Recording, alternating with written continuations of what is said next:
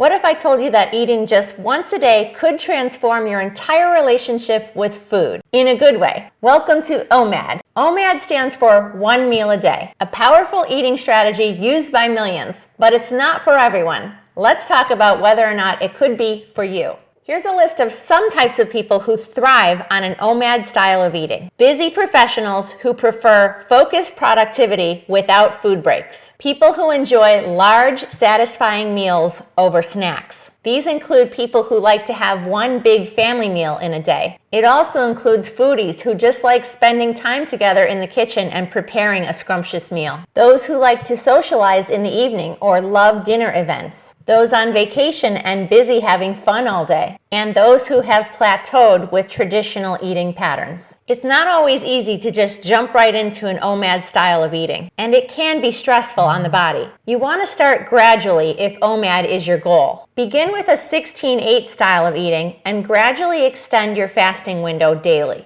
This can take time. Some people need to go as slowly as just 15 minutes a day. You can also cut it down by an hour each week. You've reached OMAD when you're eating in under 2 hours each day. And if you've cut your eating all the way back to just 2 hours a day, it's really important to make sure that you're getting all your essential nutrients in just that one meal. So let's break down what that meal should look like. I like to describe an OMAD meal as a meal for a king. Think about having all the meals you would normally have in an 8-hour eating day and condensing them into just 2 hours. Eating just one meal a day consistently enhances your body's ability to extract nutrients from your food. OMAD eaters can begin eating less food over time and still feel great. Some of the warning signs associated with having a nutrient gap include fatigue, poor recovery from active or stressful days, new digestive issues, and mood changes. OMAD eaters can avoid these things by building their plates carefully and can also opt to extend their eating window as often as needed. Some OMAD eaters will have this type of refeeding day once or twice a week. Let's focus on the OMAD plate, or plates as it were. I recommend having these 4 components. Number 1,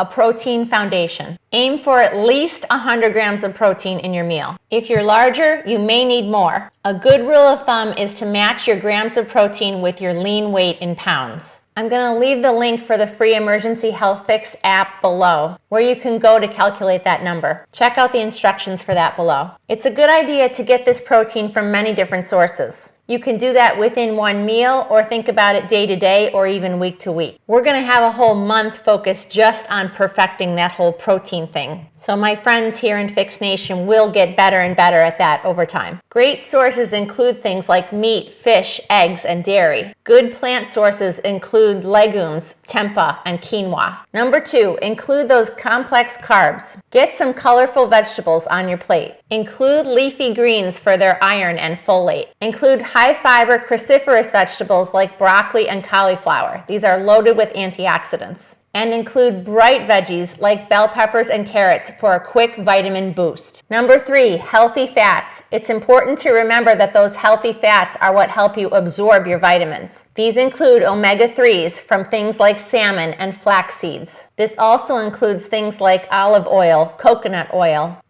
itself, avocado, and eggs. And then number 4, top it all off with some nutrient boosters. These include things like seeds and nuts for their extra minerals and extra vitamin E. And think about adding fresh herbs and fermented foods for your gut health. OMAD eaters are always on the lookout for things that they know provide specific nutrients. For example, bell peppers and citrus fruits contain the largest amount of vitamin C. Vitamin D is hidden in fatty fish and eggs. Iron is found in your red meat and leafy greens. Calcium is in your dairy, but it's also in your leafy greens and your nuts. And those nuts and seeds are a good source of magnesium. Dark chocolate is another good source. If you have questions about whether or not you may be missing specific minerals or vitamins, I'm going to link my supplement guide below. You can supplement these things if you think you may be missing out. The guide contains all the natural sources for you. The timing of this big meal is going to be key. You want your OMAD practice to fit into your lifestyle. Most people who use OMAD eat between the hours of 4 and 7. This allows them to be active during most of their day. It often aligns with the social hours of eating and is early enough to not interrupt sleep. As an OMAD eater, you want to take your time with your meal. Eating is not a race for you, it's a ritual. Make sure to savor every bite, and it's best for you to be eating in a peaceful place that you can enjoy. During your long fasting hours, it's essential that you stay hydrated. It's also important to keep busy, keep exercising, and keep listening to your body's signals about when you may need to extend that window. Benefits of OMAD include weight loss, improved metabolic health, reduced inflammation, enhanced healing through autophagy, increased growth hormone that promotes muscle building and fat burning, and improved focus and mental clarity. People love OMAD because of the simplified meal planning, the improved relationship they have with their food, and the social flexibility it provides. But like I said, it may not be for everyone, and there are some specific people who should avoid OMAD. These include women who are pregnant or nursing, those who have a history of eating disorders, competitive athletes who are in active training, those with uncontrolled diabetes and unstable blood sugars, and those who are at extremes of age. OMAD is not recommended under the age of 18 or for the elderly. Those who really thrive on OMAD don't view it as a restriction. They view it more as a freedom. Freedom from constant food decisions. Freedom to enjoy really abundant meals. And the freedom to choose a way of eating that works for their lifestyle. Here, inside our time-restricted eating challenge, we've already brought it down to just 2 hours. And if you've come with us this far, you're already eating in the OMAD zone. Great job, everyone. I hope this was helpful in further developing your OMAD practice.